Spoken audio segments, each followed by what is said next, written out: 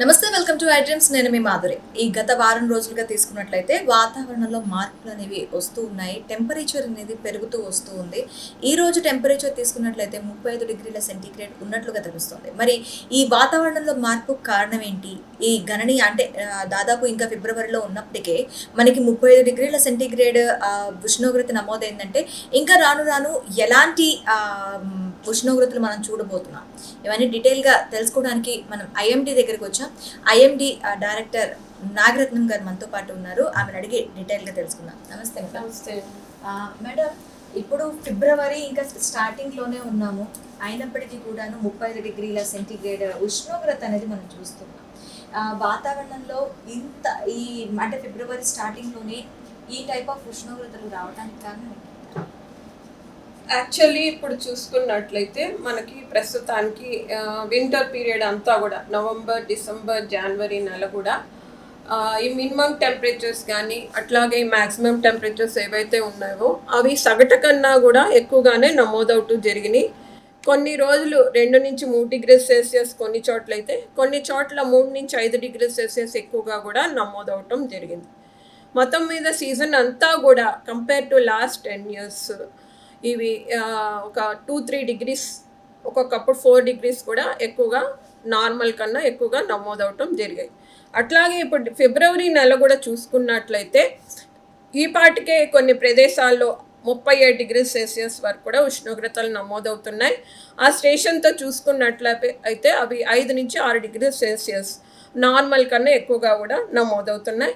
అట్లాగే హైదరాబాద్ పరిసర ప్రాంతాల్లో కూడా ఈ గరిష్ట ఉష్ణోగ్రతలు కానీ కనిష్ట ఉష్ణోగ్రతలు కానీ ఆ వివరాలు చూసుకున్నట్లయితే అవి కూడా 3 నుంచి 5 డిగ్రీల సెల్సియస్ ఎక్కువగానే నమోదవుతూ వస్తున్నాయి. గత 2 రోజులుగా తీసుకున్నట్లయితే రికార్డ్స్ ఎలా ఉన్నాయి మేడం? అంటే ఈరోజు మనం తీసుకున్నట్లయితే Thursday and Tuesday, Wednesday temperatures కూడా ఎక్కువగా ఉన్నాయి. ఇదే రేంజ్లో ఉన్నాయా? ట్యూస్డే, వెడ్నెస్డే కూడా ఇదే రేంజ్లో 35 నుంచి 37 డిగ్రీల సెల్సియస్ వరకు కూడా రాష్ట్రమంతటా కూడా ఉష్ణోగ్రతలు నమోదవటం జరిగింది. హైదరాబాద్ పరిసర ప్రాంతాల్లో కూడా 35 డిగ్రీల సెల్సియస్ వరకు కూడా ఉష్ణోగ్రతలు నమోదవటం జరిగింది. అట్లాగే నార్మల్ కన్నా కూడా 4 డిగ్రీల సెల్సియస్ ఎక్కువగా నమోదవటం జరిగింది. అట్లాగే ఇంకా రానున్న రోజుల్లో కూడా ఉష్ణోగ్రతలు మరింత తీవ్రతగా ఉండే అవకాశాలు ఉన్నాయి. ప్రస్తుతానికి మనకు చూసుకున్నట్లయితే పెసిఫిక్ సముద్రం ప్రాంతాల్లో ఎల్నినో కండిషన్స్ అవి ఇంకా ప్రోగ్రెసివ్గానే ఉన్నాయి. అట్లాగే చూసుకున్నట్లయితే రానున్న మార్చి, ఏప్రిల్ నెల వరకు కూడా ఎల్నినో, ఎన్సో కండిషన్స్ కొనసాగే అవకాశాలు కనిపిస్తున్నాయి. ఓకే మ్యామ్, అంటే ఫిబ్రవరి, మార్చ్, ఏప్రిల్ అంటే తొలకరి మనకి పలకరిస్తుంది అని అంటారు. వర్షాభావ ఎదుర్కొనే పరిస్థితులు ఏమైనా ఉన్నాయంటారు? అంటే ఈ రోజు నుంచి చూసుకున్నట్లయితే కొంచెం క్లౌడీ కండిషన్స్ అవి ఏర్పడుతున్నాయి తెలంగాణ ప్రాంతంలో. So eastern part of Telangana ఆ ప్రాంతాల్లోని క్లౌడీ కండిషన్స్ వచ్చే అవకాశాలు ఉన్నాయి, మీడియం క్లౌడ్స్ అట్లాగా. సో అట్లాగ వచ్చినప్పుడు ఎక్కడైనా కూడా చిరుజల్లలు అవి కూడా రేపు ఎల్లుండి నుంచి కొంచెం ఎక్కువగా ఉండే అవకాశం ఉంది. ఆ తర్వాత మళ్ళీ డ్రై స్పెల్స్ వచ్చే అవకాశాలు కనిపిస్తున్నాయి. ఆ వారం రోజుల వరకు కూడా మళ్ళీ డ్రై స్పెల్స్ ఉంటాయి. అంటే ఇప్పుడు మ్యాక్సిమం వర్కింగ్ పీపుల్ అంతా కూడాను ఆఫ్టర్ 10 నుంచి బాగా రోడ్డు మీద ఎక్కువగా కనిపిస్తూ ఉంటారు. సో అలాంటి వాళ్ళకి మీరు ఇచ్చే సూచన ఏంటి? యాక్చువల్లీ ఈ సమ్మర్ సీజన్ వస్తుంది, ఇంకా టెంపరేచర్స్ కూడా పెరుగుతున్నాయి కాబట్టి compare to many other seasons ఈ సీజన్లో చూసుకుంటే కనుక ఉష్ణోగ్రతలు సగటు కన్నా కూడా ఎక్కువగా నమోదవుతున్నాయి. ఇది వరకు చూసుకుంటే యావరేజ్ వాల్యూస్ 31-33 డిగ్రీ సెల్సియస్ అట్లా ఉండేవి ఫిబ్రవరి 2nd వీక్, 3rd వీక్లో. కానీ ఇప్పుడు చూసుకుంటే 35 నుంచి 37 డిగ్రీ సెల్సియస్ మధ్యలో నమోదవుతున్నాయి. కాబట్టి అబ్నార్మల్ టెంపరేచర్స్ అంటే not more abnormal but appreciable rise of temperatures కూడా కనిపిస్తున్నందున జాగ్రత్త వహించాలి. అలాగే రానున్న మార్చి నెలలో కూడా ఎన్సో కండిషన్స్ ఏవైతే ఉన్నాయో అవి మరింత కూడా ఉండే అవకాశాలు కనిపిస్తున్నాయి మార్చ్ ఎండింగ్ వరకు, ఏప్రిల్ వరకు కూడా.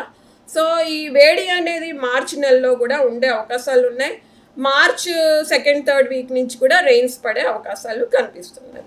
ఓకే మ్యామ్, ఇప్పుడు మనకి మీరు అన్నారు అబ్నార్మల్ కండిషన్స్లో పెరుగుతున్నాయి. ఇదే సిచ్యువేషన్ మనకి ప్రీవియస్ ఇయర్స్లో కూడా ఉంది. కొన్ని ఎల్నినో ఇయర్స్ అవి కంపేర్ చేస్తే కనుక ఎల్నినో ఇయర్స్ కొన్ని పీరియడ్లో, కొన్ని సీజన్స్లోని అబ్నార్మల్ రైజ్ ఆఫ్ టెంపరేచర్స్ కనిపిస్తుంది. సో ఎప్పుడైతే ఈ ఎల్నినో కండిషన్స్ అవి వస్తాయో వార్మింగ్ కండిషన్స్ అవి ఏర్పడతాయి. ఒక్కొక్కప్పుడు డ్రై కండిషన్స్ కూడా వచ్చే ఛాన్సెస్ ఉంటాయి. అంటే టెంపరేచర్స్ రైజ్ అవుతున్నాయి కదా, ప్రికాషనేట్గా ఏమైనా పాటించాలి అంటారా? డెఫినెట్లీ ఇప్పుడు మార్చ్ వచ్చిందంటే సమ్మర్ సీజన్ వస్తుంది కాబట్టి ఎప్పుడైనా హీట్ వేవ్ కండిషన్స్ అవి హీట్ వేవ్ అంటే 40°C ఉండాలి. 40°C ఉండి ఈ నార్మల్ వాల్యూ కన్నా -4.5 రైజ్ ఉంటే కనుక కంటిన్యూస్గా 2 days ఉంటే కనుక ఆ జోన్ అంతా కూడా హీట్ వేవ్ కండిషన్స్ ఇస్తారు. ఇంకా 5.6 కన్నా ఎక్కువగా ఉంటే కనుక జోన్ అంతా కూడా సివియర్ హీట్ వేవ్ కండిషన్స్ ఉంటాయి. సో అట్లాంటప్పుడు కూడా తగిన గవర్నమెంట్ అడ్వైజరీస్ ప్రకారంగా ఏవైతే ఉన్నాయో హీట్ వేవ్ కండిషన్స్ వచ్చినప్పుడు, సివియర్ హీట్ వేవ్ కండిషన్స్ అవి వచ్చినప్పుడు, అబ్నార్మల్ రైజెస్ అవి వచ్చినప్పుడు, especially north Telangana, eastern Telangana ఆ ప్రాంతాల్లో ఈ సిచ్యువేషన్స్ ఎక్కువగా ఉంటాయి. సో ఈ ప్రదేశాలన్నీ కూడా తగిన జాగ్రత్తలు తీసుకోవాలి. Thank you ma'am, Thank thank you you very very much. much. చూసారు కదా, మ్యాక్సిమం ఇప్పుడు ఉన్న కండిషన్స్ కంటే ఇంకా ఎక్కువ అయ్యే, ఉష్ణోగ్రతలు ఇంకా ఎక్కువ అయ్యే ఛాన్సెస్ ఉంటాయని చెప్తున్నారు. సో మొత్తం అన్నీ కూడా ప్రికాషన్స్ తీసుకొని ముందుకు వెళ్తే ఏం జరగదు అని కూడా చెప్తున్నారు.